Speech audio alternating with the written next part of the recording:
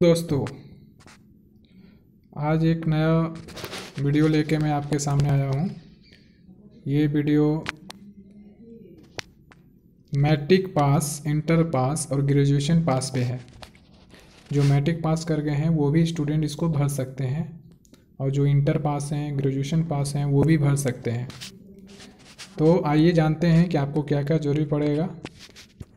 ये जो सबसे पहले ये जान लेते हैं कि कौन सा डिपार्टमेंट में है। ये आपका है ESIC। इसका मतलब होता है, ई का मतलब एम्प्लॉइज़, एस का मतलब स्टेट, आई इंश्योरेंस, सी का मतलब कॉरपोरेशन।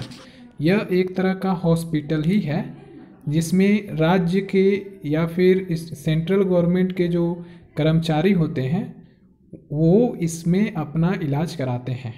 जो गवर्नमेंट एम्प्लॉय होते हैं, सरकारी जॉब करने वाले, तो वो इस हॉस्पिटल में अपना इलाज फ्री करवाते हैं, क्योंकि उनको फ्री हॉस्पिटल का सुविधा मिलता है। तो वो वही डिपार्टमेंट है। आइए जानते हैं कि इसमें कितने पोस्ट हैं।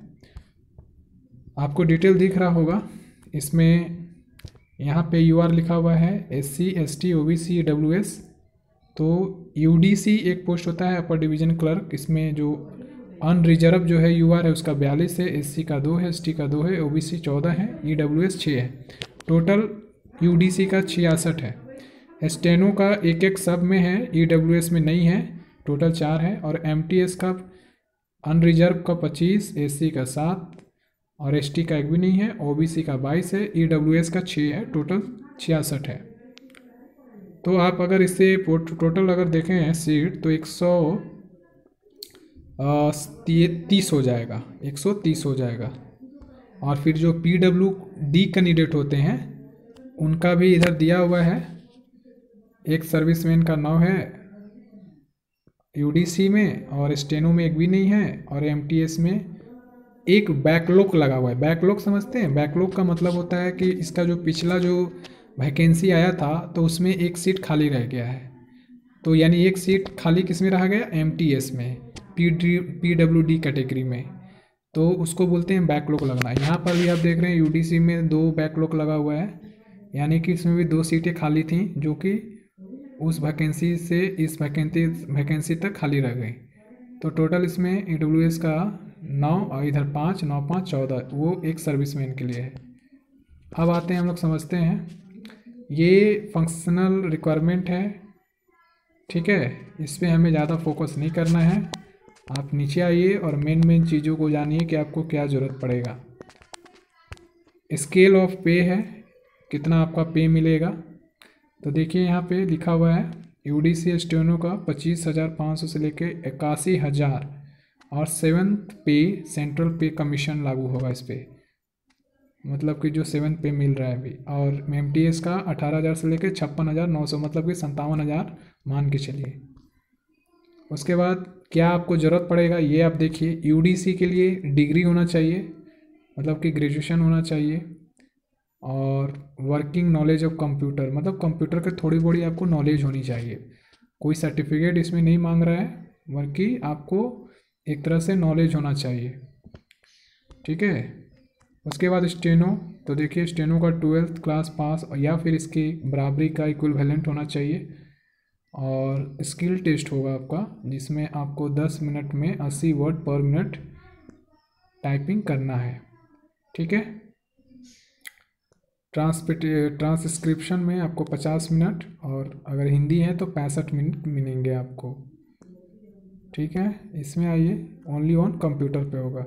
MTS में आइए। MTS में क्या है? सिर्फ मैट्रिकुलेशन, सिर्फ मैट्रिक पास होना चाहिए, ठीक है। तो ये हो गया आपका एजुकेशनल क्वालिफिकेशन। समझ में आ गई आपको बात? और यहाँ पे नोट में लिखा है, candidate who have not acquired will not acquire the educational qualification as on the closing date. हाँ, कह रहा है कि यदि आप क्लोजिंग डेट तक, यदि आप पास आउट का, मान लीजिए आपने एग्ज़ाम दिया और आज अगर लास्ट डेट है, तो उसके 1 दिन या 2 दिन पहले तक आपको पास आउट होना चाहिए, तभी आप इसको भर सकते हैं। ऐसा नहीं है कि आप अभी पास नहीं हुए हैं और फिर भी इसको भरना चाह रहे हैं, तो ऐसा नहीं है, ऐसा नहीं हो सकता है, ठीक है। उसके बाद एज आप जान लीजिए, तो 18 से 27 के बीच में होना चाहिए। यूडीसी स्टेनो का 18 से 27 एज होना चाहिए और एमटीएस के लिए 18 से 25 होना चाहिए। लेकिन कब तक हो जाना चाहिए? अगर मान लीजिए आपको 25 साल होने वाला है तो ये 15 फरवरी 2022 के अंदर होना चाहिए, ठीक है। और ये भी 27 साल 15 फरवरी 2022 तक भी अगर हो जाता है तो भी आप भर सकते हैं। याद रखिए 15 फरवरी 2022 तक अगर आपका एज हो जाता है तो आप भर सकते हैं, यानी फॉर्म भरने की डेट तक भी अगर हो जाता है तो आप भर सकते हैं। ये नहीं कि फॉर्म क्लोज होने वाला है और आज ही मेरा हो रहा है, ठीक है, तो आप नहीं भर सकते हैं। उसके बाद है SC/ST का छूट कितना है एज में, तो 5 साल, OBC का 3 साल, या तो आप जानते ही हैं। PWD है तो आपका अगर UR है तो 10 साल, OBC है 13 साल, SC/ST है तो 15 साल, ठीक है। एक सर्विसमैन का 3 साल, यहाँ पर भी दिया हुआ है 6 साल, SC/ST का 8 साल। इस तरीक़ा से यदि कोई उसी हॉस्पिटल का अगर गवर्नमेंट सर्वेंट है और वो उसी में अप्लाई कर रहा है, जैसे समझिए कि छोटे छोटे पद पे होते हैं लोग, जैसे MTS है वो UDC बनना चाहता है, स्टेनो बनना चाहता है, उसी एम्प्लॉई उसी हॉस्पिटल का एम्प्लॉई है, इस ESIC का एम्प्लॉई है, तो वो फिर ये इतना 40 साल तक के उम्र तक का उसको छूट मिल सकता है। Closing date of online application will be crucial date for determining eligible with regard to age, essential qualification etc। उसके बाद नेशनल सिटीजनशिप, आप कौन से जगह के सिटीजनशिप होना चाहिए, तो आप इंडिया के होने चाहिए, नेपाल के भी हो सकते हैं, भूटान के भी हो सकते हैं। यानी कि इस नेपाल भूटान इंडिया के सिटीजन हैं तो आप यहाँ ये ज़रूर भर सकते हैं फॉर्म को, ठीक है। ये देखिए तिब्बत के भी हैं लोग, लेकिन वो 1962 कि पहले से परमानेंटली सिटीजन होना चाहिए इंडिया में, ठीक है। और बाकी तो उतना नहीं जानना है, इंडिया के लिए स्पेशल ये वीडियो बन रहा है। हाँ, candidate can apply up to 15 February 2022 and no other mode of application will be accepted. 15 फरवरी तक आपको ये फॉर्म भर देना है, ये 15 फरवरी तक आपको फॉर्म भर देना है, याद रखिएगा। अब क्या क्या आपको चाहिए, तो before applying online candidate should scan their photograph, अपना एक फ़ोटोग्राफ लेके जाना है, या फिर वहीं पे साइबर वाला आपका खींच के भी वहीं पे तुरंत बना देगा। सिग्नेचर होना चाहिए, ब्लैक पेन यूज करिएगा स्टूडेंट, ब्लू मत, ज़्यादातर ब्लैक ही यूज करिए तो अच्छा रहेगा। उस पर ठेपा भी देना है, left thumb impression, white paper and with black और ब्लू इंक, ब्लैक में ही दे तो अच्छा रहेगा, ऐसे ब्लू में भी कोई दिक्कत नहीं है, ब्लू का भी यूज है। हैंड राइटिंग डिक्लेरेशन भी आपका होगा on a white paper with a black ink. तो याद रखिएगा आपसे कुछ लिखवाया भी जाएगा, जब आप फॉर्म फिलअप करिएगा तो उस पर कुछ डिक्लेरेशन आएगा लिखा हुआ, उसको आपको देख के लिखना है और फिर उसे सबमिट कर देना है। वहीं पे स्कैन होगा उसका भी, जैसे आपका फ़ोटो स्कैन होगा तो आप जब वो डिक्लेरेशन उसमें देगा तो आप लिख के और फिर उस वाइट पेपर को उसी पे स्कैन करके वो उसमें चढ़ जाएगा अंदर में, तो आपको इसको ब्लैक इंक से ही लिखना है, याद रखिएगा। सिग्नेचर कैपिटल लेटर में मत मारिएगा, कैपिटल लेटर में सिग्नेचर नहीं होता है, पहला कैपिटल होता है उसके बाद सारा स्मॉल होता है, याद रखिएगा। ये चीज़ आपको याद होना चाहिए कि सिग्नेचर पहला कैपिटल और बाकी सब छोटा होता है, कभी भी बड़ा नहीं होता है। बड़ा में तब लिखा जाता है जब आप नाम कहीं लिख रहे हैं। The left thumb impression should be properly scan and not smoked, यानी कि प्रॉपरली स्कैन होना चाहिए, उसमें ब्लर नहीं आना चाहिए, ठीक है। तो ये सब बात था आपका। देखिए यहाँ पे लिखा है written declaration as a follow, यहाँ पे लिखा हुआ है डिक्लेरेशन, ऐसा ही डिक्लेरेशन आपको लिख के चढ़ाना है। देखिए आई की जगह डॉट डॉट है, यानी आई मतलब मैं अपना नाम डालूंगा, जैसे मैं Vivek Kumar here declare that all the information submitted by me in the application form is correct, true and valid. I will present the supporting document as and when required, यानी जितने भी जरूरी डॉक्यूमेंट हैं मैं उसमें दे रहा हूँ जो उसमें सपोर्ट करेगा, और मेरे द्वारा दिए गए सारे जो भी साक्ष्य हैं डॉक्यूमेंट हैं वो सही हैं, वैलिड हैं। तो यही बात आपको लिख के एक वाइट पेपर पे ब्लैक इंक पेन से लिख के आपको चढ़ाना है, ठीक है। ये आपको याद रखना होगा। और इसमें क्या चाहिए आपको, पहले एप्लीकेशन रजिस्ट्रेशन होगा, पेमेंट फ़ी होगी, उसके बाद डॉक्यूमेंट स्कैनिंग और अपलोडिंग होगी, यानी पहले रजिस्ट्रेशन होगा, उसके बाद आपको फ़ी देना होगा, पेमेंट करना होगा। उसके बाद पेमेंट जैसे ही करेंगे उसके बाद आपका आगे का फॉर्म फिलअप करने के लिए उस पर डिस्प्ले होने लगेगा, जहाँ पे आपको कुछ डॉक्यूमेंट भी अपलोड करने होंगे। लेकिन पेमेंट फ़ी करने के बाद ही अपलोडिंग चलेगा, लेकिन उस पेमेंट से पहले रजिस्ट्रेशन होगा। ठीक है, ये हो गया। तो आज ही अपने अपने जाकर जहाँ जहाँ साइबर है आप जाके वहाँ पे फिलअप करिए। देखिए कितना फ़ी लगेगा। SC ST PWD department candidate और फीमेल कैंडिडेट और एक सर्विसमैन कैंडिडेट जो भी हैं उन्हें 250 लगेगा। PWD का मतलब होता है बच्चों जो फिज़िकली हैंडीकैप होते हैं, यानी फिज़िकली वीकर सेक्शन के होते हैं, यानी पैर, हाथ, कान, ठीक है, जो विकलांग होते हैं उनके लिए PWD होता है। और एक सर्विसमैन जो पहले नौकरी करते थे अभी बैठे हुए हैं, उनके लिए जो रिटायर हो चुके हैं, तो उनके लिए 250 ही है। और बाकी जितने कैंडिडेट हैं UR हो, OBC हो, EWS हो, उनके लिए 500 रुपये लगेगा। ठीक है, ये याद रखिएगा। जितने भी पेमेंट होंगे, पैसे दिया जाएंगे, वो ऑनलाइन मोड में ही होगा। ठीक है, आप यहाँ देख सकते हैं रुपया हो, वीज़ा हो, मास्टर कार्ड हो, ये तो आपके साइबर वाले भैया ही आपके कर देंगे। और आप जब रिसिप्ट इसका ज़रूर ले लीजिएगा कि मैंने पेमेंट कर दिया है, क्योंकि मान लीजिए किसी तरह से प्रॉब्लम होगा तो आप उससे देख सकते हैं, आगे आपको सहायता करेगा। फ़ोटोग्राफ आप देख रहे हैं क्या क्या ज़रूरी है, फ़ोटोग्राफ ज़रूरी है। ठीक है, फ़ोटोग्राफ ज़रूरी है और सिग्नेचर ज़रूरी है, और लेफ़्ट थंब इम्प्रेशन मतलब कि बाएं हाथ का अंगूठा चलेगा, और हैंड राइटिंग डिक्लेरेशन है, मतलब कि एक वाइट पेपर पे आपको लिखना है। ठीक है, अच्छा, handwriting declaration should not be written in capital letter. सारा आप कैपिटल लेटर में मत लिखने लगिएगा, यानी कि पहला लेटर बड़ा, उसके बाद सब छोटा चलेगा। ठीक है, ये ध्यान रखिएगा, यानी कि बड़ा बड़ा लेटर में लिखने लगिएगा तो फिर दिक्कत हो जाएगा आपको। और ये हैंड राइटिंग इसलिए लिखवाया जाता है कि फिर जब आपका जॉब होगा या सिलेक्शन हो जाएगा तो वहाँ पर भी आपसे ऐसे ही लिखवाया जाएगा कि कहीं आप वही हैं या फिर कोई दूसरा कोई एग्ज़ाम दे रहा है और या फिर तीसरा कोई जॉब करने आया हुआ है, तो वैसे पकड़ाने का चांस हो जाता है। हैंड राइटिंग से पकड़ाता है लोग, इसीलिए जो आप लिखते हैं वैसे ही लिखिएगा। ये नहीं कि खूब सुंदर सुंदर यहाँ लिख दीजिएगा, वहाँ पे फिर जैसे मन तैसे लिखिएगा तो पकड़ा जाइएगा, तो फिर आपको जेल हो जाएगा, ये ध्यान रखिएगा। और क्या क्या स्कैन करेगा डॉक्यूमेंट, ये यहाँ पे लिखा हुआ है। ठीक है, स्कैनर, रेजोल्यूशन, ये तो साइबर वाले भैया करेंगे, इसमें ज़्यादा कुछ नहीं है। और ये सेंटर ऑफ एग्जामिनेशन कहाँ कहाँ देगा, देखिए the examination will be conduct online in venue give in the respective call letter. ठीक है, और candidate must select centre in the application form in which he या she desire to take the exam. आप जहाँ चाहते हैं centre लेना वहीं आप लीजिएगा, पटना हो, गया हो, बनारस हो, रांची हो, दिल्ली हो, जहाँ भी आपका मन करेगा आप चॉइस करने के लिए फ्री हैं, आपको सेलेक्ट करने का ऑप्शन मिलेगा। तो आप अपने आसपास देख लीजिएगा, जहाँ पर आपको आसपास दिखेगा वहीं पे अपना सेंटर आप ले लीजिएगा। अब आते हैं हम लोग क्या क्या पूछिएगा हमसे। तो देखिए UDC का जो है अपर डिवीज़न क्लर्क का, उसका ये पहला पेपर है, यानी प्री है। ये प्री मतलब सबसे पहला पेपर क्वालिफाइंग करना है। तो ये जो है क्वालिफाइंग इन नेचर है, सिर्फ पास करना है आपको, न कि इसमें आपको ज़्यादा से ज़्यादा नंबर ला के मेरिट बनाना है। ये मेरिट वाला नहीं है, याद रखिएगा। मेरिट बनता है मेंस एग्जामिनेशन पे।